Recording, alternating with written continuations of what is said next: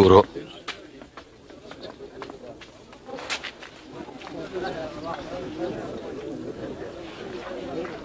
Guro, pinapunta kami ni Juan para magtanong kung kayo po bang darating o maghihintay pa kami ng iba. Umuwi kayo at sabihin ang inyong nakita at narinig. Nakakita ang bulag, nakalakad ang pilay. Mapalad ang taong hindi nag-aalinlangan sa akin.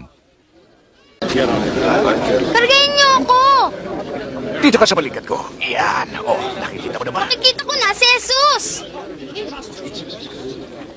May magsasaka na naghasik ng binhi. Sa kanyang paghahasik, may mga binhing nalaglag sa tabi ng daan. At tinuka ito ng mga ibon.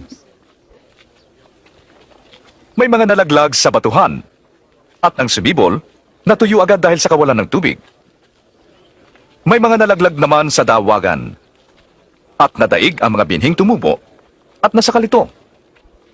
May mga nalaglag sa mabuting lupa. Tumubo ito. At nagbunga. Nang tigi 100. Guro, bakit patalinghaga kung magsalita ka sa kanila? Ipinaalam na sa inyo ang lihim ng kaharian ng Diyos. Ngunit sa iba'y ang talinghaga lamang para tumingin man di sila makakita at makinig ma'y di makaunawa. Ito ang ibig sabihin ng talinghaga. Ang binhi ay ang salita ng Diyos. Ang binhing nalaglag sa daan ay ang mga nakinig. Ngunit dumating ang dyablo at inalis ang salita sa kanilang puso upang di sila manalig at maligtas. Ang nalaglag sa batuhan ay yung mga masayang nakinig ng salita. Ngunit walang ugat. Naniwala sila ng sandali. At nang dumating ang tukso, natisod sila.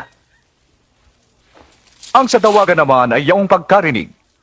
Ngunit di nagtagal, sila ay nadaig ng alalahanin at yaman at kalayawan. Kaya't di nahinog ang kanilang bunga.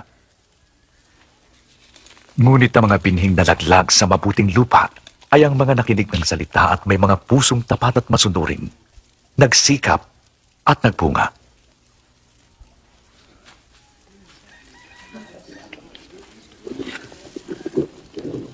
Walang ilaw na tinatakpan ng banga o nasa ilalim ng kama. Sa halip ay nasa lalagyan upang makita ng sino mang papasok ang ilaw.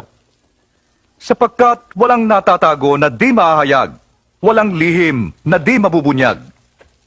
Mag-ingat kayo sa pakikinig, sapagkat ang meron ay bibigyan pa.